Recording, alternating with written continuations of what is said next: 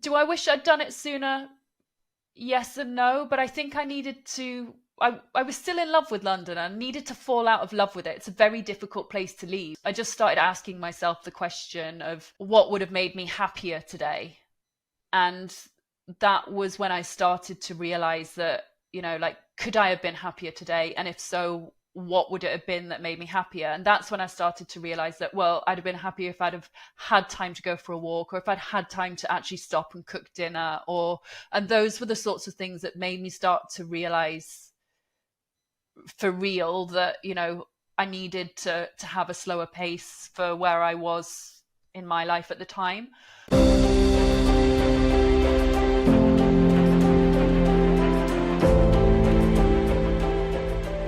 Hey, it's Chris here from Adventure Solos, where we help people in their 30s, 40s and 50s to rediscover themselves and meet new people.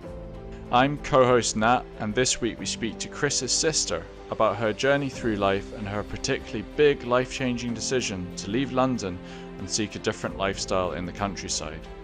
We explore several themes: how much our environment affects us and our happiness, how big cities like London can be lonely, how stress and anxiety can affect how we feel and who we are, how life changes through phases of our life. We also discuss her finding a new work-life balance to become the person she wants to be and finding a new community in the countryside. And if that's not enough, Chris tries to persuade me he's a nice guy and accuses me of going on swingers cruises. Oh, and before we forget, please also consider supporting us with a monthly pledge over on Patreon. You can find the details of that in the show notes below. And remember, if you'd like to find out more about Adventure Solos events, visit adventuresolos.com. That's adventuresolos.com, where you're very welcome to stay in touch by joining the mailing list. So adventuresolos.com and enter your details to sign up to the mailing list.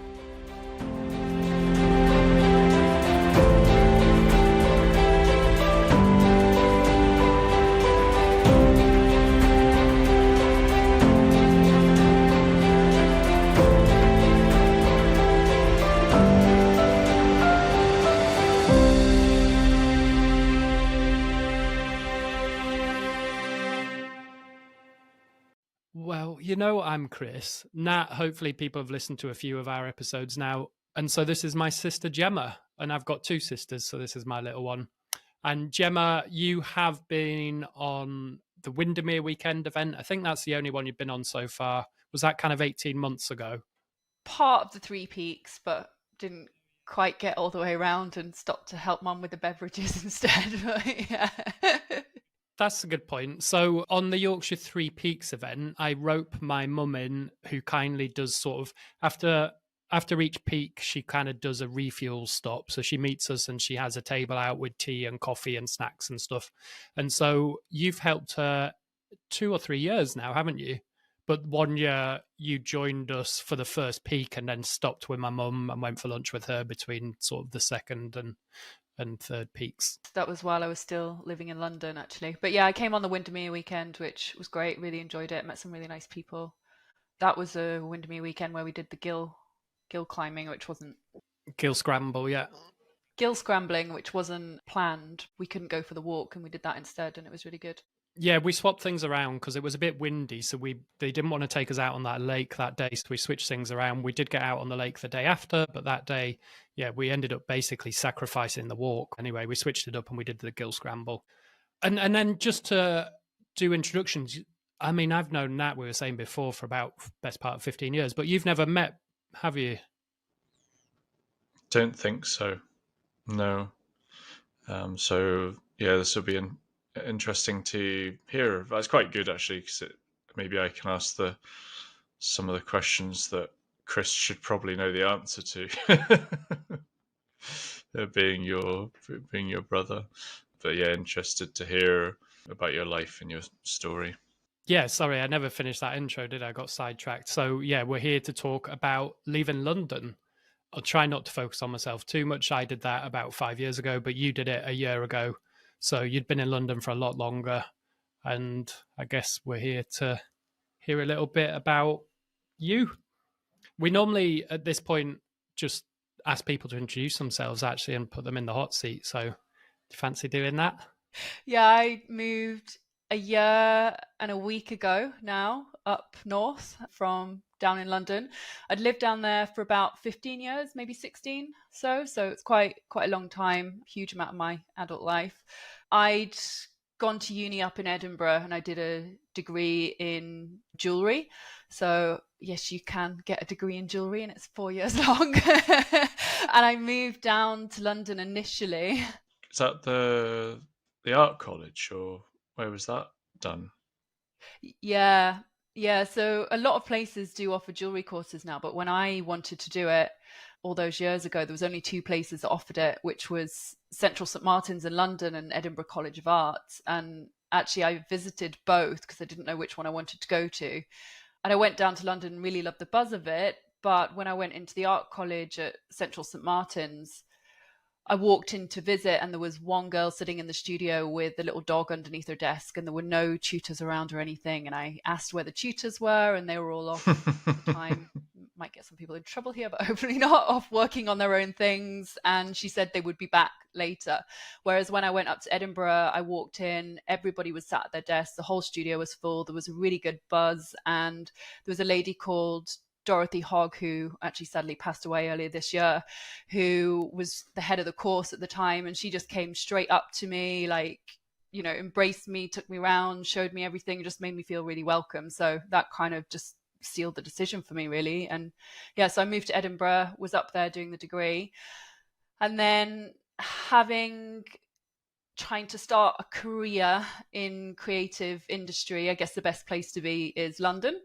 So off I trotted down to London, and 15 years later got a little bit stuck on the hamster wheel, and I worked as a designer for 10 years and then sort of hit a bit of a wall with what I was doing there and felt a little bit lost, really, and wanted to leave my job. And I was about to stop and go off traveling, and a friend of mine, I went for a drink with him and he said, oh, well, I work at an estate agency and we actually need a little bit of help on the phone. So just come and help us for the next couple of weeks. So I did that and really enjoyed it. And then they offered me a job. And so then I've been an estate agent ever since. So, and really, really enjoy doing that. So I didn't realise you're an estate agent, actually. what did you think I was, interestingly? Put Chris on the spot. People are going to hate us because we've got an estate agent, an ex-lawyer and an ex-banker. So like, it feels like the start of a joke. Some of us have seen the light. We'll get to see if Gemma has. No, I don't. This is terribly researched, this particular podcast, because I should know at least what you do for a job before coming on. But no, we can geek out on property chat later, because I was saying on a previous episode with Chris, I've invested in residential property around Scotland, well, particularly Glasgow, and Bitcoin and Ethereum. Some of that's not gone so well. Chris and I spoke in a previous episode, and he was telling us a bit about his sort of childhood journey in terms of geographically moving around. Presumably that was similar to you, just trying to set the scene, is that you're not from London. Understand your family's sort of from the north originally. I was actually born in Wolverhampton. And then when I was one, I think we moved to a little village called East Morton, just outside of Keighley in Yorkshire. And when I was 7 years old, we moved out to Oman in the Middle East and had an amazing upbringing out there. Like, couldn't really ask for a better upbringing there. And it was amazing, really beautiful place. Was really gutted when we left, but our parents they left in, was it New Year's Eve on 2000? Oh God, I can't remember. Anyway, we were there for a long time, for 11, 12 years, I think. 11 and a bit years, yeah. It would have been 2002 to 2003, I think, that New Year's Eve. We were, I don't think you were with us, but I was on the plane with definitely mum, presumably mum and dad, and we were in the air. We'd just taken off and got served a bit of booze as we took off. Yeah, we were there from 92, so yeah, 11 years then. So they left when I was in my first year of uni. So I'd had this kind of amazing time where I'd been sort of during my most formative years, I guess, been kind of flying backwards and forwards to there because, well, we both came back to boarding school that the company paid for us to come to. So we went to Giggleswick in Yorkshire, Chris a little bit before I did. So yeah, I was kind of had this amazing time of flying backwards and forwards. And then when I went to uni, mum and dad moved back over here. So they moved to Lancaster at the time. At school, were you there at the same time, or did you overlap? Yeah, for 2 years, I think. So He was in the cooler, older crowd, was he? Then you sort of have to. He would sort of tell you to keep your distance.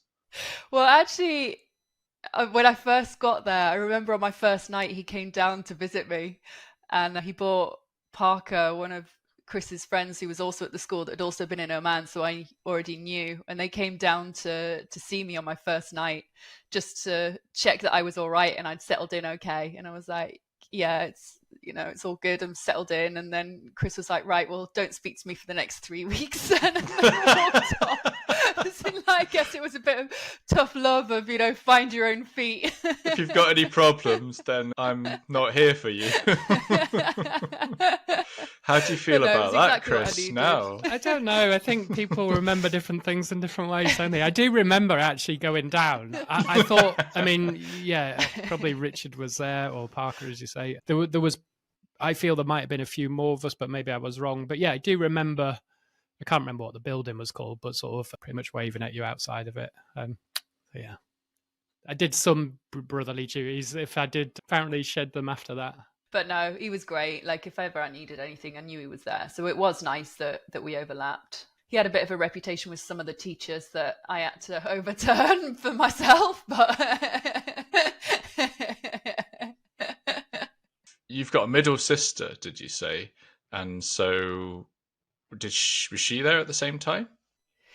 So she's older. So she's 4 years older than me, 2 years older than Chris. So she left as I was coming in. Ah, okay. Yeah. She's older So, sister. Right, okay. Yeah, she was at Lancaster Uni. She started at Lancaster Uni the year I started at Gig. So, weekends out and half terms and things, I'd go and stay with her in Lancaster. Okay, so sorry, I interrupted your story. Where had we got to after school? So, yeah, then I went up to Edinburgh to do my degree, and then, like I said, moved down to London. The decision, so where I am now is just outside of Lancaster, actually. So I moved to be closer to family, about 7-minute drive from Chris, and similar to my sister as well, and then like 25-minute drive to my mum. So that was why I ended up moving here. So our sister had come to uni here, and she had a family here and stayed, and then bit by bit, everyone sort of flocked to here. So mum and dad moved back here, and they then separated. Mum moved to London for a bit and then came back when my sister had kids, so to be close to the grandchildren. And so me, mum and Chris were all in London at the same time, actually. So mum moved up here, then a few years later, Chris moved up. So it just sort of was the natural place for me to end up coming to when I thought about leaving London. I have to say, it wouldn't have been the place that I would have picked to move to. And I think that made the decision to leave London much harder and take a lot longer, because it wasn't anywhere that I had a particular draw to move to. But now I'm here, I'm really enjoying it. So I'm glad that I did make that move. Before we hear about where you are now, take us back to London and what life was like there, what you were doing, and how long did you live in London for? So for about 15 or 16 years, quite a long time, actually. I guess you sort of get a little bit stuck on that hamster wheel. But I really, really enjoyed London, and London did a lot of positive things for me. But I think as you get older in London, sort of friends move on and life moves on. And I personally got to the stage where I'm a bit of a workaholic, so I was working all the time and I wasn't really meeting any new people. And I got to a point at the estate agency where I'd worked my way up, and I decided I wanted a little bit of extra free time, because you're working 6-day weeks in the estate agency industry in London. So you have Sunday off and that's it. So by the time you sort of slept and cleaned your house, like, there's not a lot of extra time left. So I'd worked my way up and got promoted to an assistant manager role. And so I got my weekends back, which was great. But then I sort of stopped and looked around me at that point and realized that I didn't have anyone to spend this time with, because all my friends had kind of left London by that point, and I didn't really have a huge amount of inclination to go out and meet new people because it was really hard to do in London. And so I just sort of got to this kind of point where I was a bit exhausted with work. And the first few years in London were amazing, you know, when you were young and going out and had the energy to go out and have an amazing time after work. But I just sort of got to the point where I didn't want to do that anymore. And I just wanted to be at home reading a book or socializing with friends that weren't around anymore. So I got to a point where I didn't really like who I was anymore as a person either, which was part of the reason why I decided it was time to leave. I can babble quite a lot, so I had actually made a few notes after when I first moved up here. About a couple of weeks after, Chris said to me we'd do the podcast. And well, how old were you roughly when you moved to London, and then how old roughly when you left? I must have been about 21, so straight after uni. 38 when I left, so yeah, 17 years I guess I was down there for. You mentioned, Gemma, that it was sort of harder to make friends when you got that time back, your weekends back. You said it was maybe harder to make friends. Do you think, why was that? Or was that an age thing, or I don't know, why did you feel that? I think it was partly an energy thing, because even though I got my weekends back, I was still working long hours during the week. You know, I wouldn't get home until sort of 8-9 o'clock at night, and then by the time you've had dinner, you know, you kind of then want a little bit of your evening to yourself. So, you know, you're not really sort of going to bed until kind of 11 o'clock every night, and then you're back up straight into work again. So it was partly an energy thing. I think by the time the weekend came round, you were a little bit tired and you didn't necessarily have that energy to go out and be in a social situation where you're meeting new people. But also because the vast majority of my friends were by that point tied into work, I'm really fortunate to have a working environment where we are all friends. We're basically like a family. So the social life revolves around work. So even though I had my weekends free, my friends were working or my other friends that I still had from outside of work by that point had all left London. So there was nobody there to sort of meet new people through either. I did join some meetup groups and go on. I really like walking. Again, another reason why the move up here has been really good, because I get to go out walking a lot more than I did in London. But I joined some meetup groups and went out walking with people in London. And I met a few people through that. And I guess you almost become quite disposable in London as well, because there's the paradox of choice. There's always, you know, the next event or, you know, somebody else that's new and interesting to speak to instead, I guess. But it was kind of, I felt like I was just on this kind of treadmill of people. I'd meet people and not make any real deep conversations or deep connections with people enough to instigate meeting up a second time, which then leads to the kind of continued friendship, really. So everything was just a kind of instant interaction, and then people disappear off into the night and you never hear or see them again. So yeah, it was that kind of disposable paradox of choice, really, that I think is quite ingrained in London as a society, which I haven't found as much up here. It's quite a common story, isn't it? I know friends and that have had the same kind of experience, where it's almost feels like a lot of people go and live in London for about 10-15 years, and then actually they realize all their friends are living around different parts of London. It takes forever to get around London. I remember years ago I went to, naively, I think it was in my early 20s, I thought, oh, I'll go and visit two friends who are in London on the same day. Spent about 3 hours on the tube. And after that, I realized actually in London, you can only really do one thing if you don't want to spend forever on public transport. And I think people, from what I've heard, get to a stage where their friends are in different parts of London because a lot of the time, because of house prices, and you'll know this better than anyone, Gemma, I guess, that they get pushed out to different areas, North London, South London, West London. And then actually your friend who's living around the corner in North London, say, is now in Southwest London, and that's an hour away. So you might as well be in a different city by that point. People are so busy with their jobs, they're then not going to spend 3 hours traveling over the weekend to see you. And it seems that that culture becomes quite isolating. But I'm interested to hear what you think on. I've heard the paradox is a good way, an interesting way of saying it, is that you've got a lot of people around you, but it seems hard to connect with people, and I don't know why.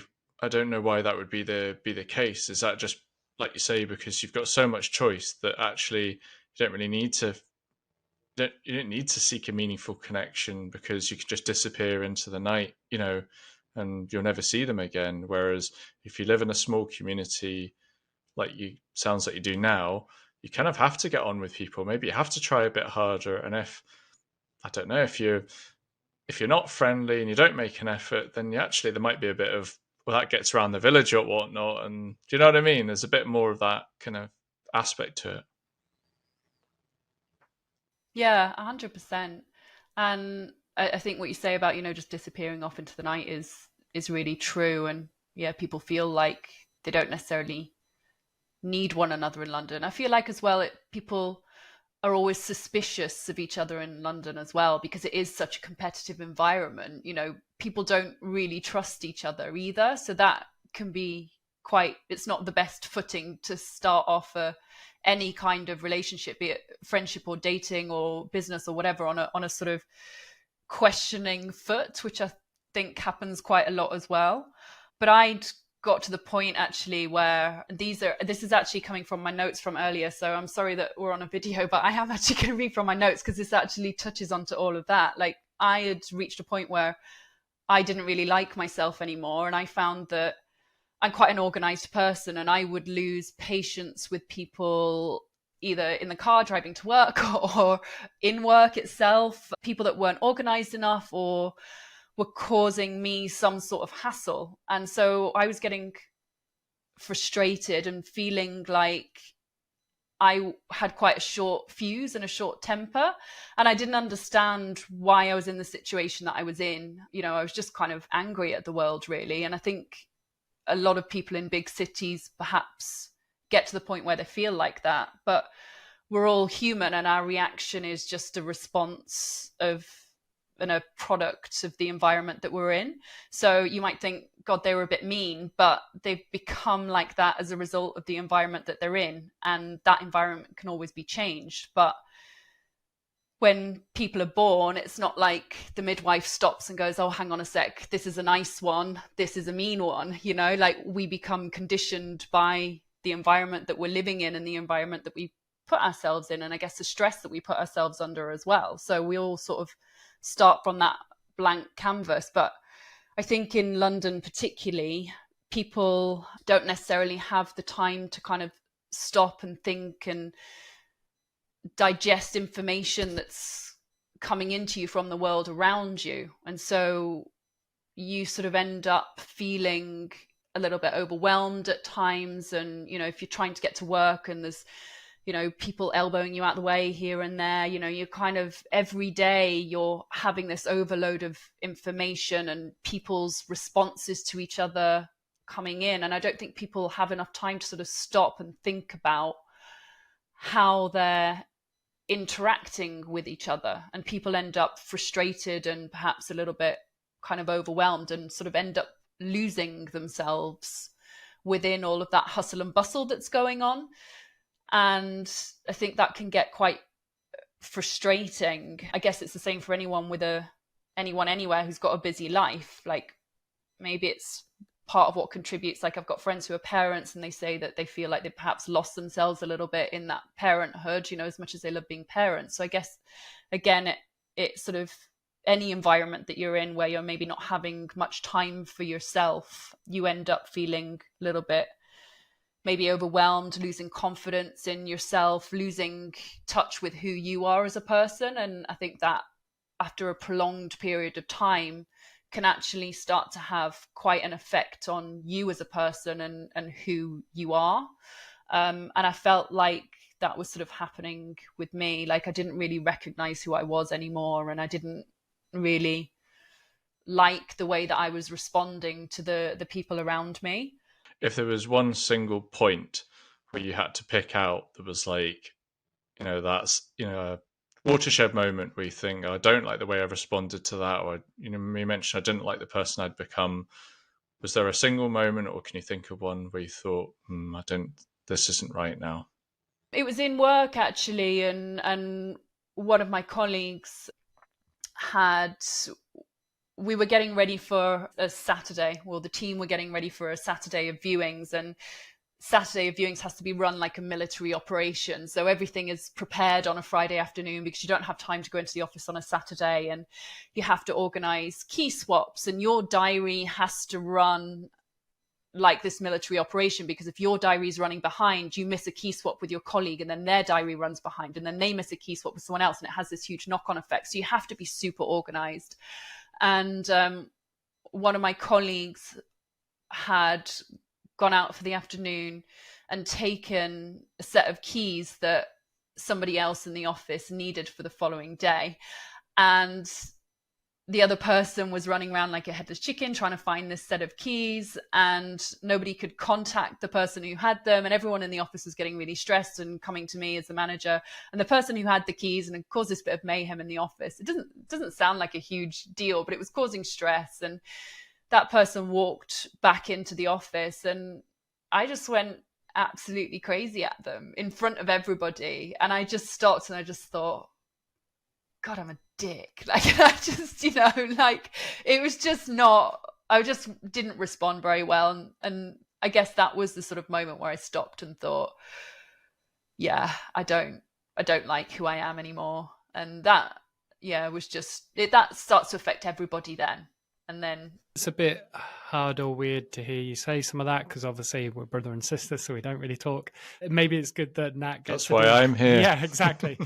But I guess on the defensive side, I think what you're describing is probably, it's not that you're a nasty person. I think it's just stress. And I think that sounds to me like just a stress response. And I think, I've seen that in people around me in our lives, like when they have been stressed, and that's pretty much always been in the circumstances I can think of through work, then they have been, let's say, snappier or whatever the word that's right to use is. So I don't know, the instance you describe anyway sounds like that stress response. And I guess from my perspective, I think we could see that you were stressed. I mean, I guess there's been almost two phases to your career. We've not touched on it too much, but there was, at first you were working more in that sort of jewelry or design industry.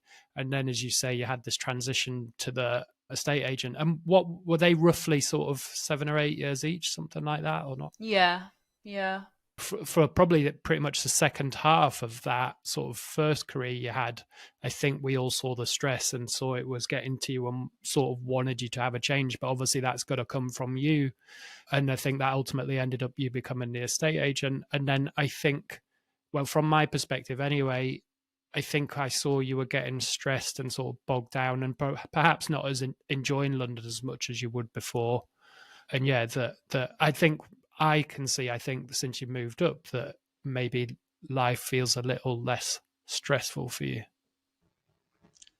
Yeah, I mean, before we sort of jump out of London, because I think it's lots of things to explore there. I mean, stress does things, and I think picking up on a few things, actually, you mentioned that, we're a product of our environment, which I definitely agree with. I've been situations where it's not been healthy. And I think actually one of the main, I used to go and see a guy called the Happiness Guy in Glasgow, great name, just a guy I went and chatted to. He was kind of like a life coach, but kind of not really. He was talked about values. His name's Gordon, so shout out to him, really nice guy. And now we're kind of just friends and good relationship. Anyway, we did a lot of kind of discussing around values and trying to get to what matters to you, so then you can try and focus on the right things in life, which was valuable.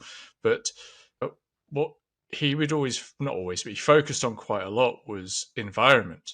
Actually, you need to put yourself in the right environment to succeed. You can do all this other work on yourself, but if you're not in the right environment, if you're in a stressful environment, then it can make a huge difference. Although conversely, I recently went on a cruise, and they had don't worry, I'll explain where this is going. It does link together. It was a swingers and cruise. There was a lady. Not sure how that would link in. There was a lady. This is Chris's dreams coming out on the podcast here, guys. Oh, you throw me with that. There was a lady who was she was a psychologist, and she worked on TV shows. Like, she was the original psychologist on Big Brother, and she did a number of discussions and talks on the cruise, and we went to a couple of them. But she was actually saying that your environment only accounts for up to about 10% of how you feel, which I struggled with a little bit, and I did end up chatting to her around the buffet one lunchtime, but never managed to get to the bottom of this particular question. I probably feel like I'm not on board with that. Oh, controversial. I'm going to quote someone else, but I've mentioned this guy, Dan Buettner, and the Blue Zones. And so the bit that I really enjoy from that is sort of reverse engineering longevity. And that's what a lot of his is about health and longevity, and maximizing good health into late age rather than becoming ill and living for a long time after that. But the other part of the thing he does is about happiness. So the sort of what they call the blue zones of happiness. And in that, he says the single most important thing, or the single thing you can do to have the most impact on happiness if you're unhappy, is to move. And so there is, I just knocked my mic. There is some data around that. I can nip out and get the book. But yeah, I think he disagrees with the lady you met. That's interesting. I'm going to nip away and get the book, and I'll pull some random facts up then for you if you need. I've got one thing to say before you do that, though, because you've been reading that Matthew Perry book, and there was a bit in that book that struck me where he calls it doing a geographic, which I'd never heard before. You know how Americans love to give everything a name. Doing a geographic just means you're not happy here, so you're just going to move from LA to, I don't know, Seattle, whatever it is. And it was just keep moving. And I think it's a really complex, it's almost nature and nurture, isn't it? It's a complex equation, because some of, and this is where I was getting back to your story, Gemma. And there was a question at the end of this monologue, which Chris rudely interrupted. Sorry. There is your environment, but there's always also your response to your environment. So, some people do thrive in London. We shouldn't, hate on London as a city. Lots of people love it. There's so many things to do.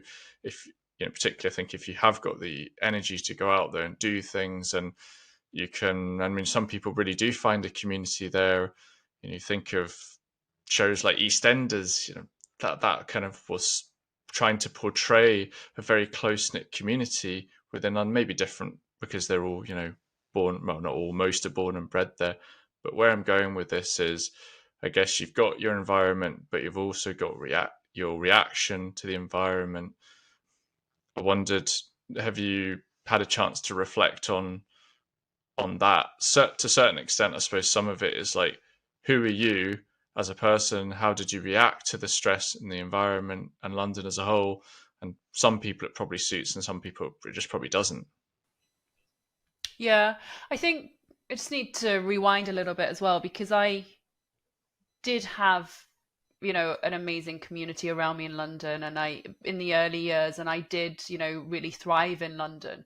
But I think I just not outstayed my welcome, but outstayed my, little bubble, really. And I had been thinking of leaving for about 5 years before I actually did. So I think, that was when everything sort of changed for me, and my group sort of moved on, really. So I did have all those connections, and yeah, let's not hate on London. Like, it was an amazing place, and I really enjoyed it, and I got a lot out of it.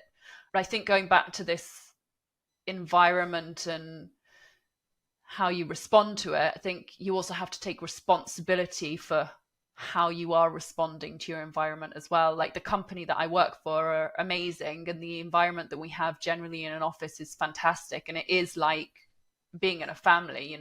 It's fantastic, the amount of support and everything that we have. But I personally just wasn't dealing with it very well, and other people were. So I've got to stop and look at the common denominator there and take responsibility for it. It was me that had started to struggle with, the environment, not the environment necessarily.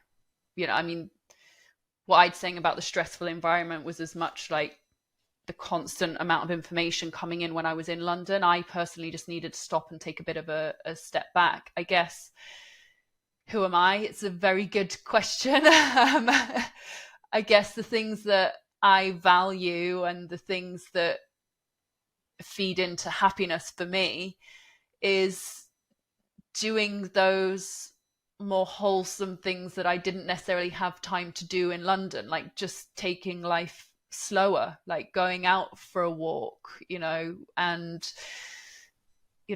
baking or cooking or just sitting and reading a book, doing those simple life pleasures that don't necessarily lead to anything bigger beyond those simple tasks. But those are the sorts of things that I enjoy doing, that I personally thrive off, and that make me happy. So I guess feed into who I am.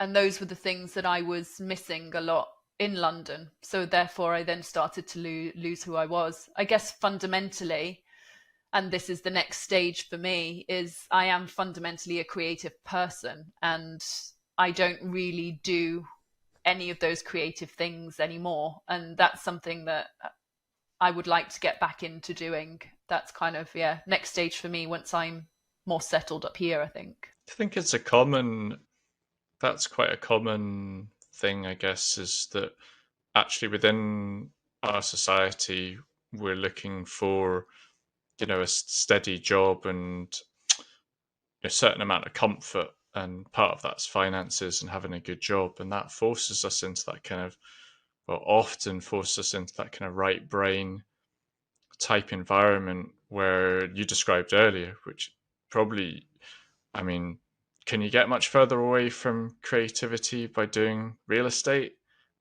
I mean, it's just as far from the outside, it just looks like diary management, and make sure you turn up. I mean, just say it's there is a lot more to it than that, but a lot of it, especially I imagine at junior levels, is just making sure you're in the right time, at the right place, with the right keys, as you described earlier, which is very right brain. It's not that creative. I'm sure there are elements of creativity within it, but I think a lot of people have to do that, and we're, as a society, we value that much more than creativity, and people find it a lot harder to get on. And if you take it to an extreme, it's hard to be an artist and make ends meet. There are a few people who do phenomenally well at it and make decent money. There are many, many more who try and would love to be making more money doing what's kind of a passion for them and what brings them joy, but it's not easy, is it? Yeah, I think that was part of what made me move as well. That was my story, really, in a can. Like, was working as a designer, and I'd worked my way up from an intern to the head of design, and I was earning a set salary, and but I was working, because creative industry as well, when you're working on a creative project, it never ends. It can always be improved. It's not like you write an essay and you go from A to B, and once you finish writing the essay, it stops. With a creative design, you can always tweak it, you can always change it, and it always grows. So there's not a sort of clear point of, yes, that's complete now, put it to one side. And so the hours that I was working were just silly, because that you can always do more to each design, and I wasn't getting the financial benefits of working the long hours that I was working. And I kind of helped to grow the company that I was working for at the time, to the point where we'd got a royal warrant and I was the head of design. And I just stopped and thought, without becoming one of the top 1%, which I clearly wasn't ever going to become, this is as much as I can do now aside from setting up my own business. This is as far as I can kind of get within the creative industry in London. I could work at this for another 10 years and probably be in a similar place to where I am. Whereas what really worked for me being an estate agent was that all of those extra hours that I put in, because you're on a commission basis, that extra viewing that you do, if it leads to a deal, you're then directly rewarded for those long hours that you're putting in. So if you worked hard and you were good at your job and you worked the long hours, you also got the good pay back in return. Whereas being a creative, you were working the similar number of hours, but actually weren't getting that commission based income coming in as well. And I guess that's where the sense of the treadmill or the rat pressing the little button for the rewards comes from. I'm not saying it's a rat. Well, I am saying it's a rat race. Sorry, I am saying that. So, what do you think? I'm interested in that. What do you think drove that? What is it that drives people to do that? Is it the financial comfort that we seek to make sure, we're just paying the bills effectively? Why do you think? What do you think made you do it? Yeah, for me, it was quite addictive, really, because I was in a lucky enough position whereby I'd managed to buy myself a flat, and I had this huge, great mortgage, and I could see that, I could go home an hour earlier and have an extra hour sitting on my sofa watching TV, or, eat slightly earlier, whatever that be. When I started to realize that actually, if I spend that extra hour out doing an extra viewing, I might get an extra, say, £1,000 come in if it was, a nice big property that I'd just sold. And then I would see my mortgage start to go down a little bit, because I put as much money as I could into paying off the mortgage. And so it was almost like betting, really. It became really addictive, and seeing the money come in and the mortgage go down, and then, the sort of swing of the mortgage kind of change. I just found that's what motivated me. And that's what, I almost got addicted to this. It's like gamification of life almost, but maybe was that too much of a focus? Did you feel like, did your brain start to kind of more fixate on that rather than actually prioritize walking, baking, cooking, all these activities that would bring you pleasure? Yeah, 100%. And I did get the balance wrong, but I'm also still in a fortunate situation. I definitely got the work-life balance wrong, and I kind of got to a stage where, well, I don't know, maybe I've missed definitely spending time with my family, but also perhaps, missed out on maybe meeting somebody to have my own family with. I'm 39 now. So, even if I met somebody tomorrow, the opportunity to have children, and also my energy levels, the opportunity to have children might have passed for me. So, it's almost like I've given up potentially, not being all doom and gloom, but that potentially that trade-off that I had of, working hard and paying off the mortgage has potentially cost me the option of having a family. But then equally, I think if I'd have tried to balance all of that out and meet somebody and have a family back then, I think the stress that I felt from feeling the pressure to try and keep up on a mortgage and to try and have enough money to continue living in London, the stress from that would have perhaps not put me in the right frame of mind to have a healthy relationship anyway. So it's kind of almost the extremities of either scenario. I don't know whether or not I personally would have been able to balance both of those things together. So I made the decisions that I did, and I am happy with my life. I'm happy with where I'm at, and but you can always sort of stop and look back and with hindsight think, well, maybe I should have made a bit more of an effort to, stop and go for a drink one night instead of go and do that extra viewing. But when you're living it, it kind of, you make the choices that you do. So you say you maybe got some of that balance wrong, but do you think that was, you were in London for a long time, do you think that was throughout or towards the end of that period in London, or towards the end of each of those two different careers, or what? I think it was throughout, because I did have a boyfriend at one time, a Neil, who Chris met. And I remember one night we'd had plans to go into town and meet his friends. And that was when I was still a designer. And I cancelled because I wanted to stay and finish off working on a project. And I look back now and I remember cancelling on that evening, but I don't remember what the project was that I was working on. So I remember him saying to me at the time, you know, you don't give enough. You know, I wish that sometimes you gave as much to work to other people. And, you know, and sort of took that time instead of giving yourself to your employees. Like, I wish you took that time and gave that time to yourself. And that really stuck with me, actually. So I think it's something that, a balance that I personally have always struggled with.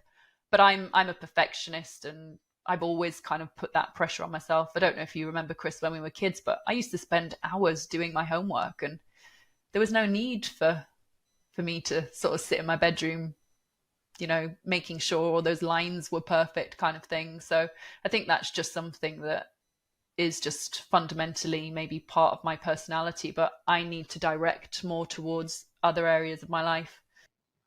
So would you say this podcast is called Life Changes? Would you say that you've, over the last period of time, had more of a chance to reflect upon, you know, who you are, what your traits are? We've all got different traits, and often our biggest strengths are our biggest weaknesses.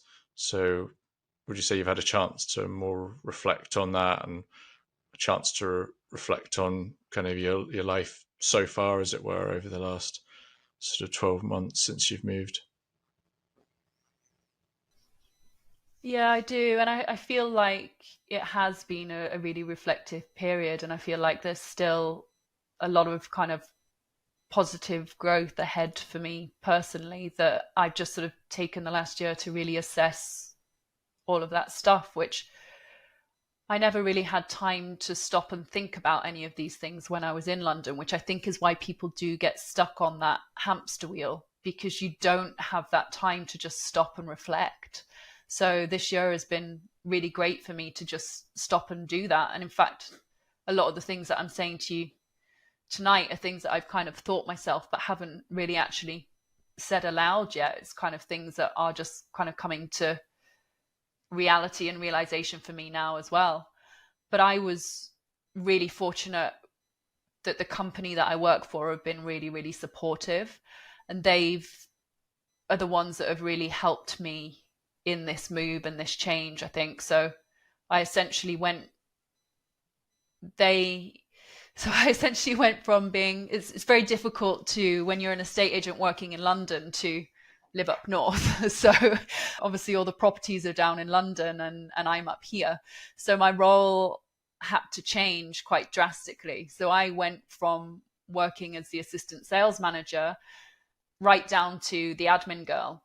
So with that, obviously huge change in, you know, responsibility in the hours that I work, in the type of role that I do, in the money that I earn. But it was something that the company didn't have to do for me, because we're not a company where people work remotely because of the nature of the business. So I was really fortunate that, you know, we'd kind of built up enough of a trust over the years that they were able to, you know, sort of bend their rules and allow me to come and do this and set a precedent that hadn't been set before, and that probably isn't really going to be repeated a huge amount, because it's not possible for everybody to be working remotely in the estate agency industry. But I think the support that I've had from them in making this move has really kind of helped with everything as well, because it's allowed me that time and security to sort of stop and have this reflective time as well. And can I jump in with a couple of points? So, as Nat alluded to before, we're not here to beat up on London. It's just that I guess you got to a point where it served its purpose, maybe. And the other thing is probably being a bit kinder to you as well as to London, which I guess is you were there because it did work for you for whatever the correct amount of period of time was, even if that did come to a point where it was expiring. And yeah, I guess you progressed well in 2 careers, and you got to pretty much where you wanted to be and completely changed from one industry to another. And then I guess the other thing to throw in is, even if you do come to a point where you decide or realize that something's not working for you, it's much easier to know what you don't want than what you do want.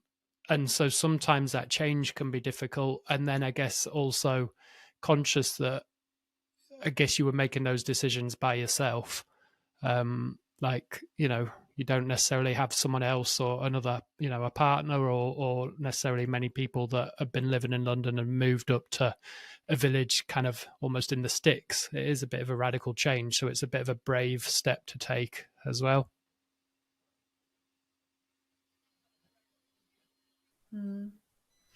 I did have a friend who really helped me along the way, actually, and she'd worked at the same company as me in London, and she'd moved to Ireland to be closer to her family. And so I'd seen her sort of do that move just before COVID. And so that was really helpful, actually, having a close friend so that I could just pick up the phone to who'd made a similar move a few years before.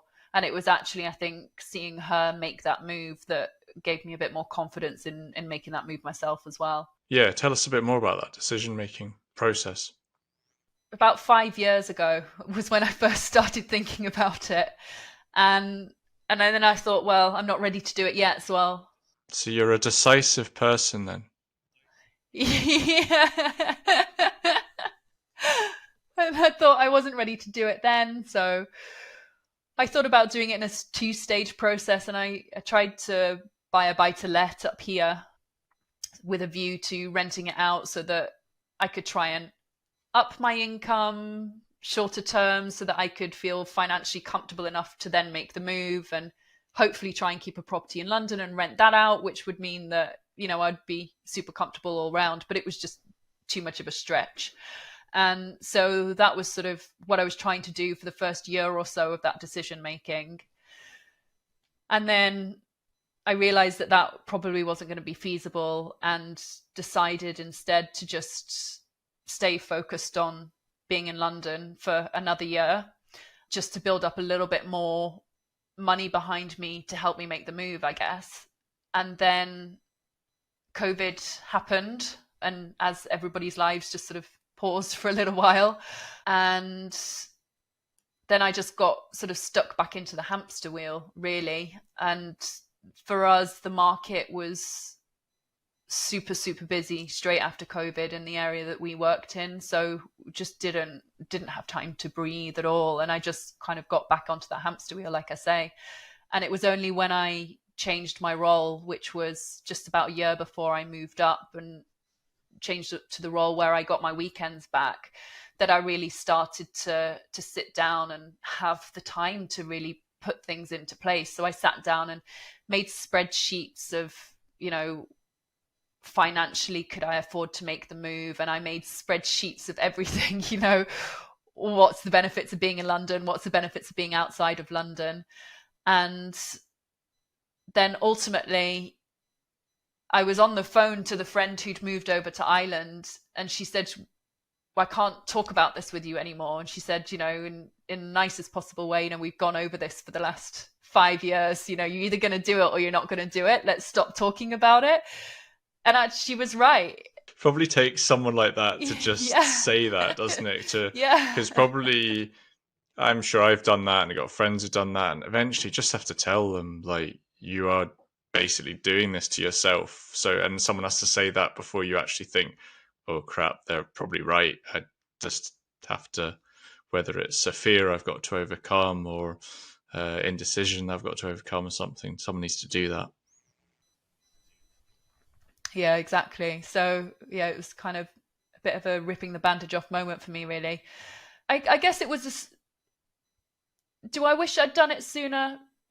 Yes and no, but I think I needed to. I was still in love with London. I needed to fall out of love with it. It's a very difficult place to leave because there are so many amazing things going on there.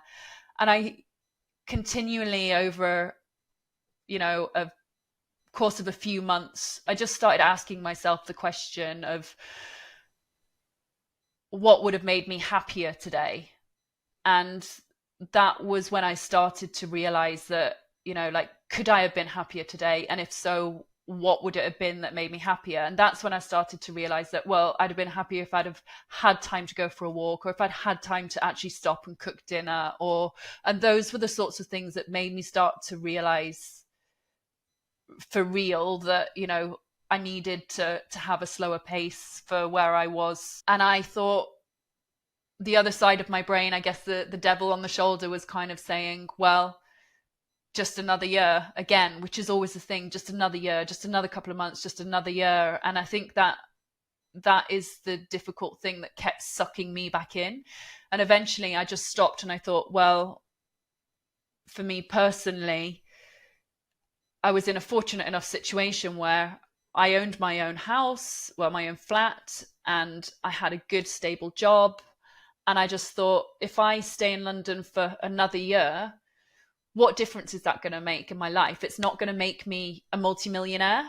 So, you know, I've got a roof over my head, and I've found a company that I enjoy working for, where I feel valued and secure. And I was like, if I can find a way to hold on in some way to that security of the company and the support that I feel there, then now is the time to go. So I just sort of reached that point where I just realized that another year wasn't going to make a huge financial change for me. It wasn't going to make sense fiscally versus what I was missing out in terms of being closer to family.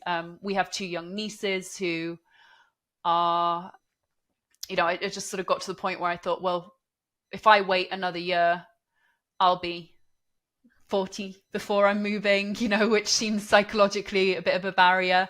And the girls are going to get to the sort of age where they're going to be too cool to want to hang out with their parents, never mind with their auntie and uncle. And, you know, it kind of, you know, got to the point where I thought the balance of going and spending time with family and giving myself more time. I think you've kind of hit the nail on the head a bit there, because, well, I might go on a bit of a tangent here, but I think this is a huge thing that's really difficult for anyone in life, which is, I guess you're taught to have a good job. Oh, you've got a little cat there for anyone on YouTube. Hello, Maggie. I've lost my train of thought as well. I guess we're taught in society to have a good job, and that pretty much means chasing promotions and maximizing your income.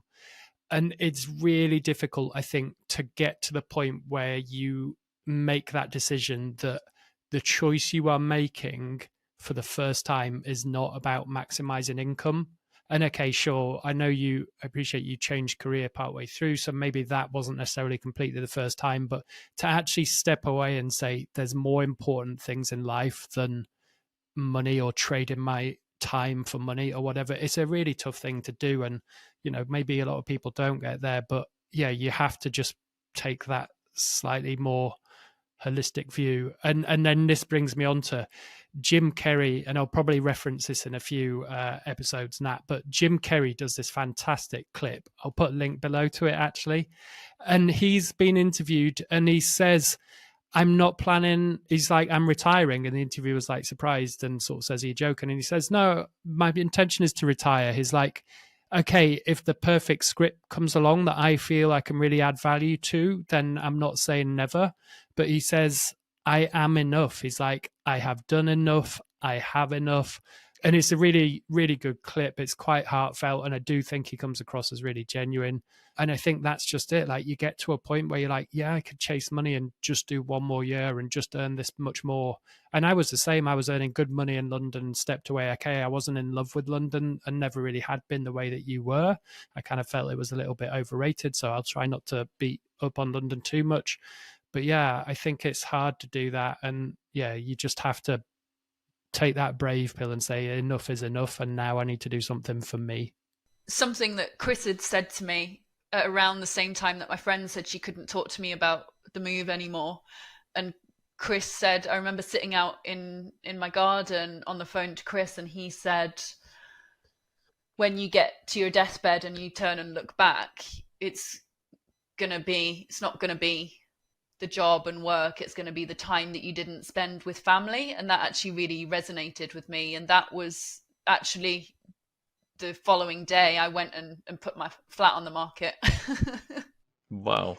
Good pep talk, Chris. I was going to say that sounds really harsh. I was like, surely it was a bit nicer phrased and was more along the lines of, on your deathbed, no one regrets the amount of time or says they wish it had worked more. I don't know if I laid it on quite as thick with the guilt. I don't remember that, but that sounds like the context of something I would say, even if I...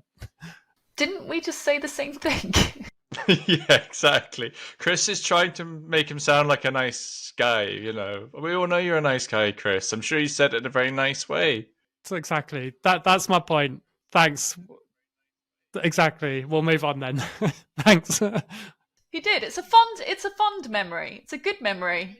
Chris equals nice guy, just to summarise for anyone out there who might be listening. Thanks. No, I was just going to and say... single also. link below to the profile. Yeah, I was listening to something the other day that was talking about, I don't know if it was more of an entrepreneurial spin on things, but it was saying it's okay to leave money on the table was the message, which is another way of saying pretty much the same thing, maybe in a different context. But it's, I sort of keep using this phrase, but capitalistic society we all live in, we are kind of told culturally to just keep pushing, keep earning more money. You know, we all know that.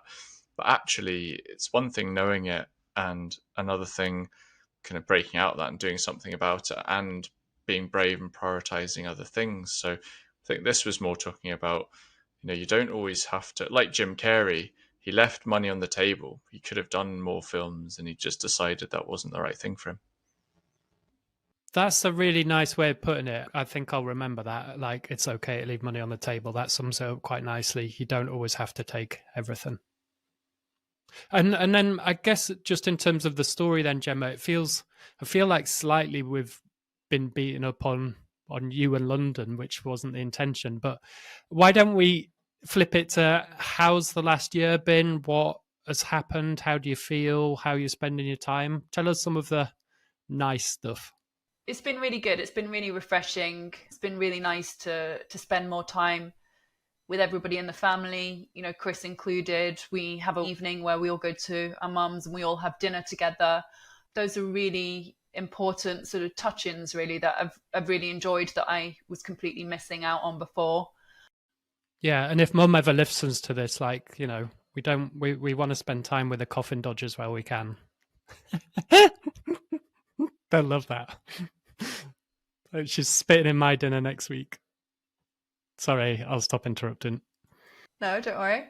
But it's been just really nice, you know, breathing fresh air and just taking things slower and doing those day-to-day tasks like cooking dinner, but really relishing in those moments and just really enjoying being in the moment, I guess, is kind of summarizing up how my last year has been, and just stopping and, you know, enjoying doing what I'm doing at any given moment. And that's something that I've really relished this year that I don't feel like I really had a chance to do before.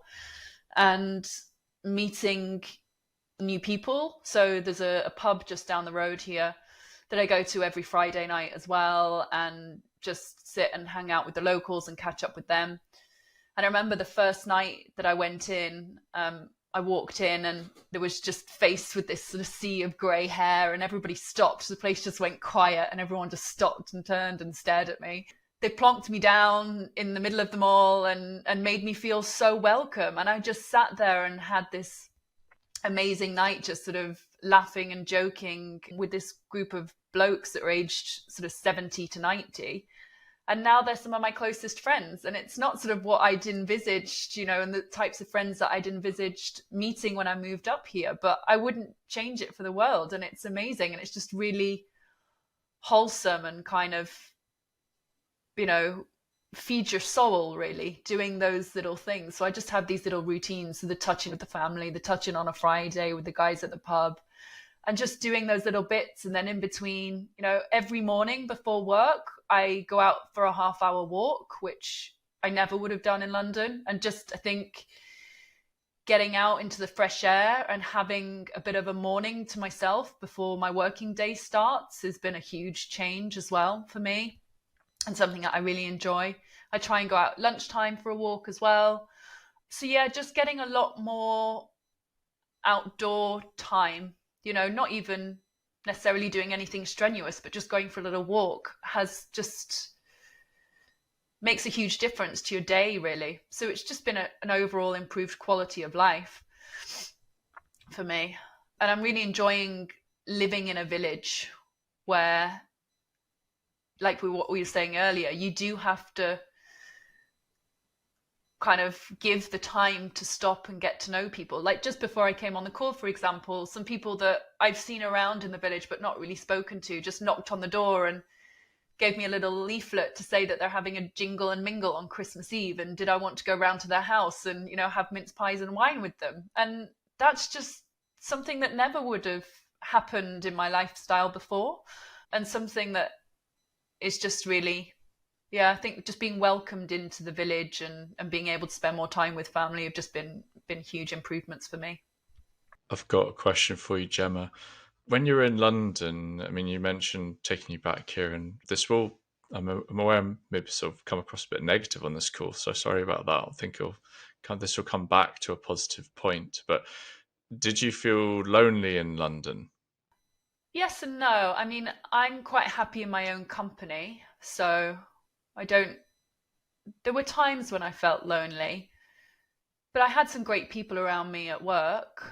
And I was obviously meeting new people every day out and about doing my job as well.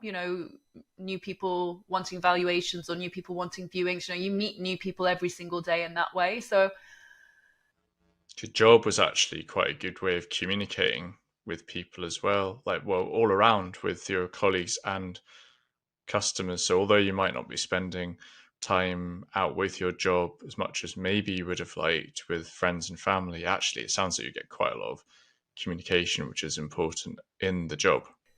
Yes, exactly. Yeah. So I wouldn't have said I felt lonely, but then they weren't, again, those, I guess they sort of were the types of interactions whereby it tops you up to a certain level, but they don't go deeper because they are those transient sort of relationships. It's someone that you're working with, and although you're meeting new people every day, it's not going to be somebody that you end up forming a friendship with. So I don't think I felt lonely in a way that I was always helping and interacting with new people all the time, which I felt filled that sort of loneliness gap for me.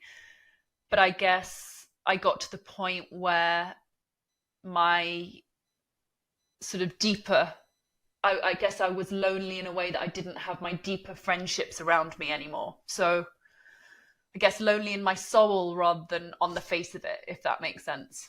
Yeah. And do you find that it's more fulfilling now? Is that the right word, in relation to conversations and relationships that you have with these friends that you've met in the village and being close to your family? Yeah, 100%. I just went back down to London a couple of days ago for a Christmas party, and it was only the second time I've been back down. And I was listening to a podcast actually as I was walking through a part of London which I used to spend a lot of time in, spend a lot of time going out in. And I was almost having this moment where I was like, oh gosh, maybe I do miss London. And at the same time, a part of the podcast came on and said, home is the place where they notice when you're not there, when the people around you notice that you're not there. And that really resonated with me. And just at the same time, I had a text message from one of the guys that goes into the pub and said, you're not coming in tonight, so you're not home, you're not coming in tonight. And that really, resonated. And it made me realize that the connections that I've formed up here, are, perhaps on a different level to the connections that I would have formed in London. And therefore that makes you feel, valued and like you are, this feels like home. And obviously having family around as well, that's obviously whole different level of kind of relationship in itself as well. So, I'm really enjoying. And maybe valued for who you are, possibly, rather than what you do, rather than what you bring. I'm sure there's more to it. Sounds like your work's been incredibly supportive, which is fantastic. Sounds like you've been very lucky with work. But I'm just aware in more of a general sense that I guess there's a difference, isn't there, between and I've thought about this a lot recently about how you're valued by people, and I've certainly probably over the last year and a half kind of missed that feeling of being valued in whatever context, and seeking more of that. So it sounds like you actually have quite a good balance, because you've still got the work relationships, but now you've forged these new relationships closer to family. So yeah, sounds great. Nat, can I jump in? And you asked that question, which I think is a really good and powerful question that probably doesn't get asked enough, which is about loneliness, because social isolation is massive. And I think we always think of lonely people as people that are like older, widowed, like OAPs or whatever. And actually, I think it touches everyone. Like Gemma, we had a conversation, I don't know, at some point in the last year about it, but yeah, I think it's, in a way, it feels like a taboo thing to say, but yeah, there are times when I will feel lonely, and that doesn't mean I'm like lonely all the time, but I think that's quite natural. Sometimes it's just a cold, dark evening, you finish work. In the summer, you would be busy doing something, going out, for me, on the motorbike, or meeting up with people, or even just a walk or something. And sometimes in the winter, it's hard to do that.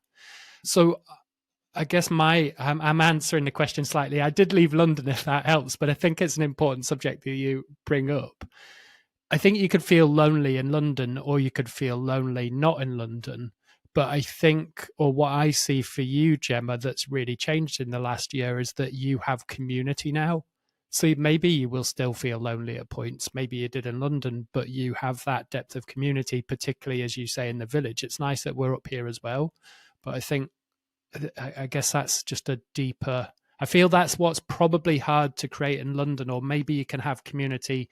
Let's say you take the stereotypical model of people go uni and then they leave in their early 20s, they all move down to Clapham together and they have a bit of community, and that's great. And I certainly saw that with my friendship group from school.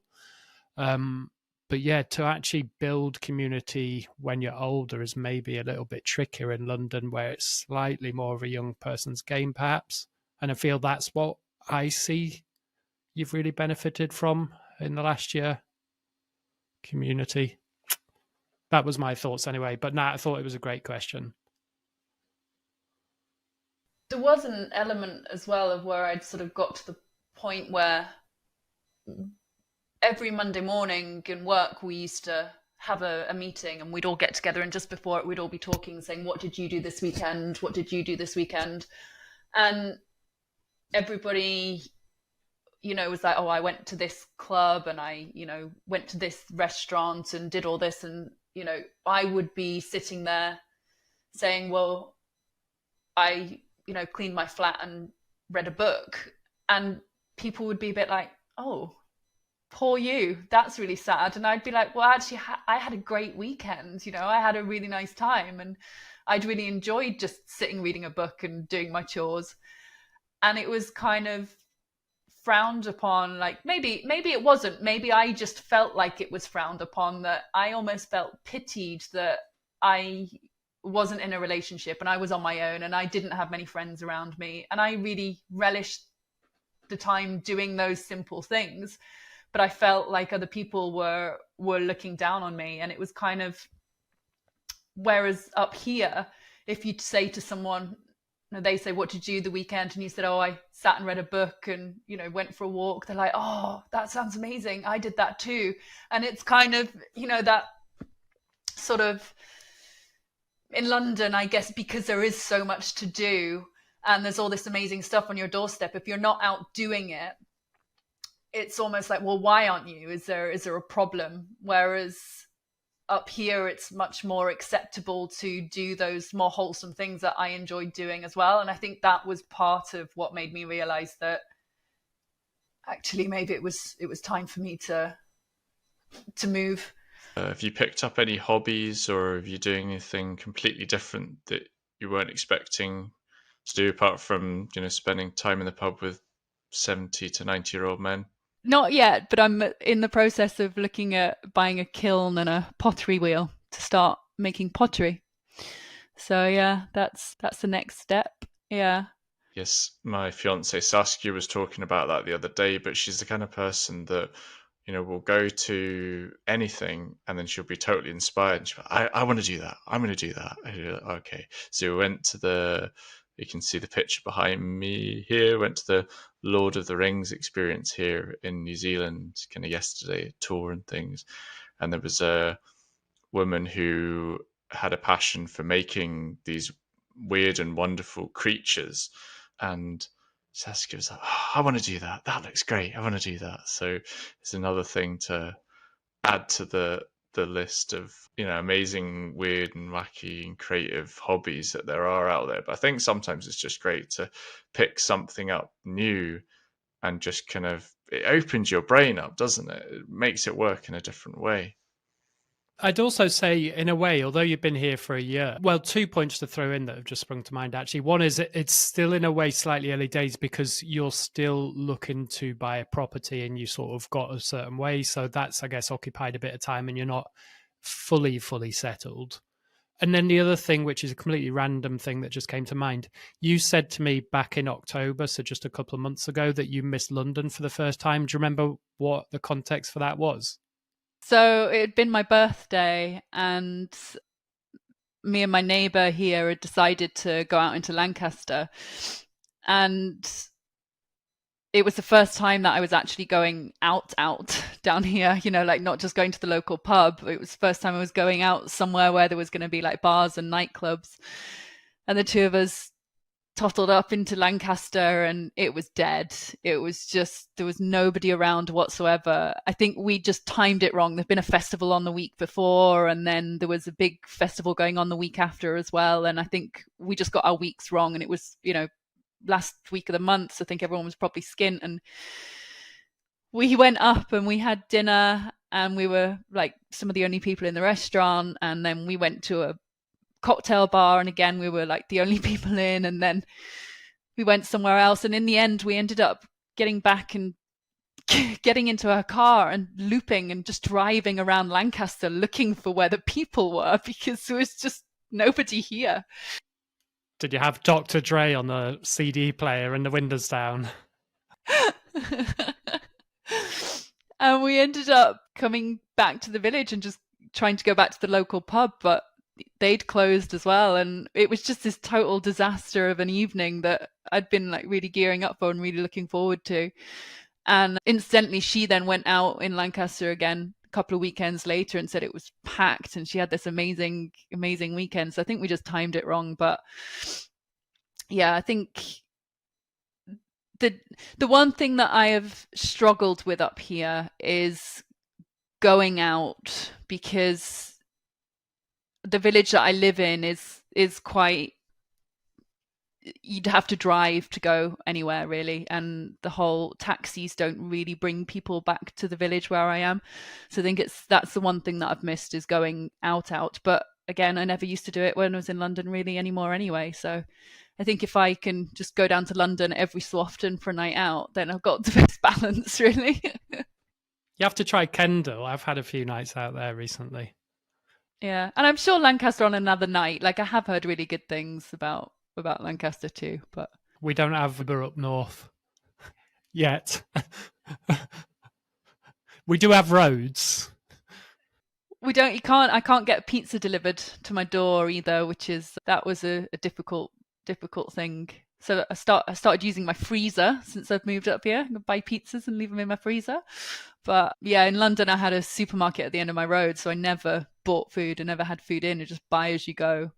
Whereas here, that's been an adjustment. Like having to shop and have a full fridge has been a bit of a difference. Yeah, I would agree with that actually. That's an interesting insight, which is I was almost eating better in London because, as you say, every day I was commuting. And so every day on my way home from work, I was going past it was a co op that was at the end of my street. So you'd nip in and get a stir fry or something, hopefully reasonably healthy and really easy to cook as well. And yeah, once I'm up here, shopping became the bane of my life. That's why I keep banging on about Gusto. I'm definitely getting sponsored by them, aren't I, Nat? But yeah, I do Gusto now because otherwise you got to drive to the supermarket and proper first world problem. But yeah, so that's an interesting point. Actually, I think I ate better in London from a health perspective than I was doing up here till I started the meal box kits. Have you ever lived in London, Nat? I am originally born in London, North London, and then moved to Southwest London, Greater London, Kingston area till I was about 11. Then I moved to Scotland for the rest of my life. So kind of actually originally from London, but never lived there as an adult. So, I've been there a lot for work, for my career. We've got an office in the city of London at work. So I'd go in, so I'd see the culture, but that's completely different to living it as an adult. So yeah. I think actually just talking about dipping into London, that's just reminded me of the first time that I went back, which was in the March. So it was about 3 months after I'd left originally. And I don't think I was quite ready to go back. So the last year or so before I left London, I had anxiety, which I was really struggling with. And within 3 weeks of living up here, the anxiety had just gone. It just disappeared, just went. And I think it was from just that constant like hustle and bustle, the constant lack of processing of information, really. And I didn't feel ready to go back when I went back in the March, and I was feeling really anxious getting off the train. And actually, as soon as I got there, I felt like I was almost floating above everything. I could feel all of that tension and hyperness, but I wasn't getting sucked into it because I knew I would be swooping back out again. And I think that was quite a nice experience for me to feel. But I wonder, actually, as somebody who's not lived there in their adult life, is that something that you feel when you go into London? Can you feel that sort of hyperactivity going on? Do you feel like you get dragged into it, or do you feel like you're kind of just skimming above the top of it, or do you not feel any of that at all? So it's a good question. I know what you're talking about as well. I call that, well, there's a couple of different things there. The feeling that I'd get when I'm jumping from task to task to task in my job. So it was kind of email, phone call, email, do a lot, speak to a colleague, blah, blah, blah, repeat for, hundreds of times a day. I'd kind of get a buzzy feeling. So kind of think it's some dopamine or kind of one of the other drugs the brain body releases when you're doing these activities. And so actually I had a very physical reaction to these things. I'd become quite hyped in the day and my brain would be just looking for something. My attention span became quite poor, just be looking for the next thing to do constantly until I'd sort of crash and burn, usually, 6 or 7 o'clock, and my body would just kind of pack in at that point. So it's quite a physical thing. When I went to London, definitely just generally, I think maybe we spoke about it earlier. I spoke about the other day with someone. Is you get off the train from outside London, or you get the plane down. And I remember one time I went on the subway, and this guy with, I think it was either plaster cast on his leg or his arm, just smashed past me on the way down the escalator. So he had, some kind of limb and a plaster cast, but he still wanted to go much quicker than I was just dawdling. But what I noticed was within 2 days, I was the same as him. I was trying to go around, rushing around just as quickly as everyone else. So you start off for the first half a day walking at your normal pace that you would in the rest of, I feel like, in where I was at home. And then by the time 24 hours have passed, the next day you're rushing around. You've joined. So it's it's pervasive. It's you become kind of what you're seeing on the ground. You just assimilate to everybody else. So that's what I found anyway, for some reason. So Gemma, I was just interested to hear a bit more about how the anxiety like manifests itself. What did you actually feel when you like went to London, for example? It was similar to what you were saying yourself, actually, about, your working day. It was that I was just sort of getting to the point where I felt like I was crashing and burning, and I would just have these like heart palpitations, and I would just be like, well, I'd get worried about absolutely everything. Because I felt anxious, I was worrying about everything. And the worry was then feeding the anxiety, and it was just this vicious cycle. And it could be anything. It was any little thing that I'd be worried about, or that phone call that I've got to make, or, that appointment that I've got to go on, or, that person that I'm meeting socially. Everything just became a worry and stressful when it didn't need to be. And after almost every one of those instances, I'd think that was nowhere near as bad as what I thought. What was I worrying about? And did you feel like you were worried in retrospect about maybe how you'd come across to other people? Was that a worry that you had? Because I've heard that and had that myself a little bit at some points, where you kind of come off a call and then 2 hours later you think, was I a bit rude on that call 2 hours ago? And it's kind of a little bit irrational, because you probably haven't been. And to be honest, probably the person doesn't care anyway. Yeah, there was that. I mean, I get that all the time. Does everybody does everybody not? Maybe I'm just rude. I don't know. Maybe I just Maybe you care what other people think. Yeah, maybe I'm a people pleaser. No, it's just how I think you answered it, and then I made a statement. You answered it about how the anxiety came across. Personally, my experience was it was just quite a surprisingly physical experience, which is kind of think other people maybe who haven't experienced it find it hard to relate to. So you think, well, how can thinking about things then lead to physical things? But it definitely does. Well, it did for me, because again, I think it would the I can't remember all the. In fact, I saw it the other day, but I can't remember the dopamine and serotonin and all these different drugs that are effectively being released when you are having these experiences, which are caused by your brain, and then that'll actually do something to your body and create, like you said, for you it was the heart palpitations.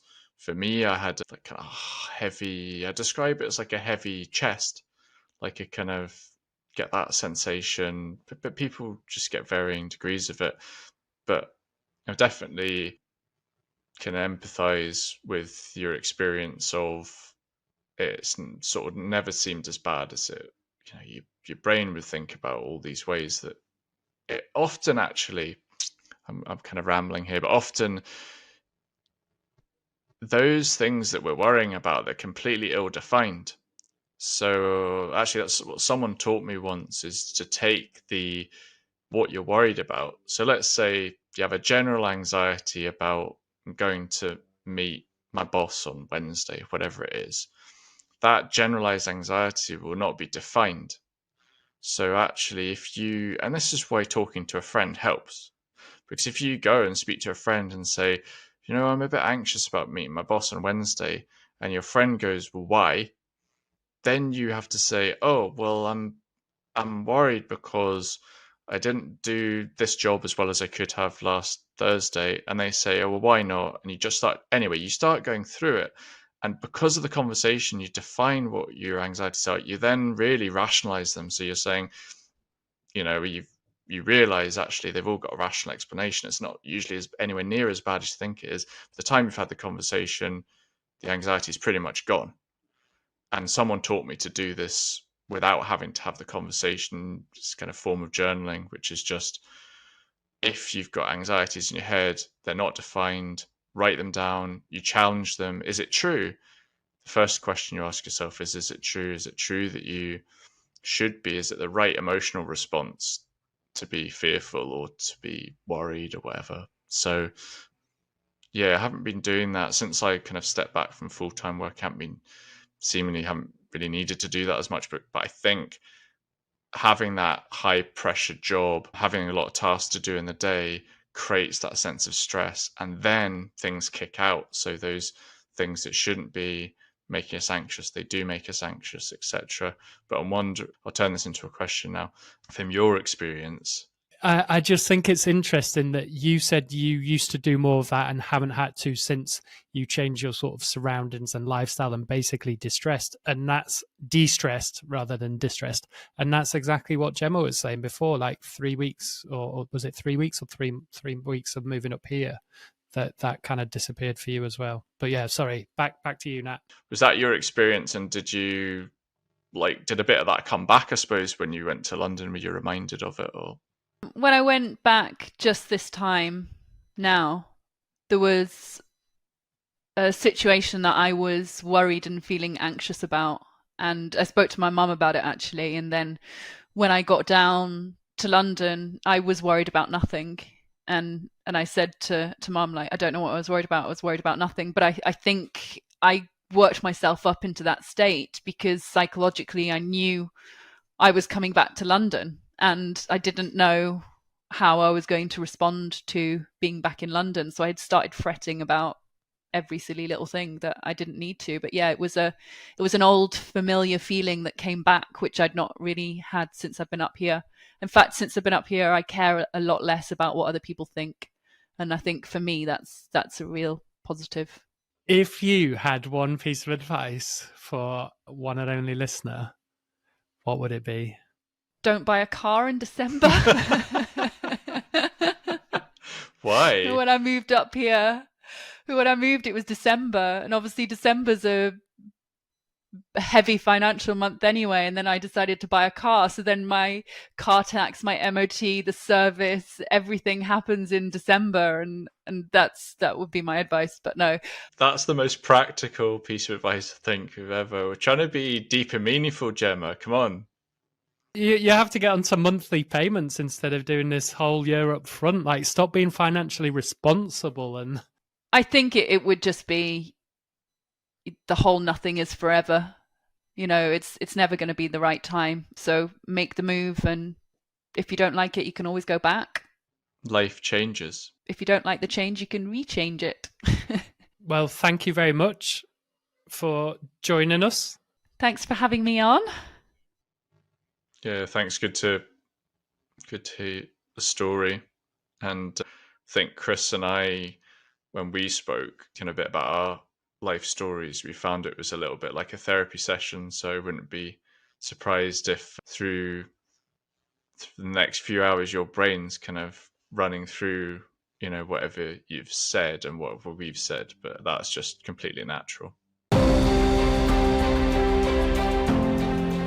Hey, it's Chris here from Adventure Solos, where we help people in their 30s, 40s and 50s to rediscover themselves and meet new people. If you'd like to find out more about Adventure Solos events, visit adventuresolos.com. That's adventuresolos.com, where you're very welcome to stay in touch by joining the mailing list. So adventuresolos.com and enter your details to sign up to the mailing list.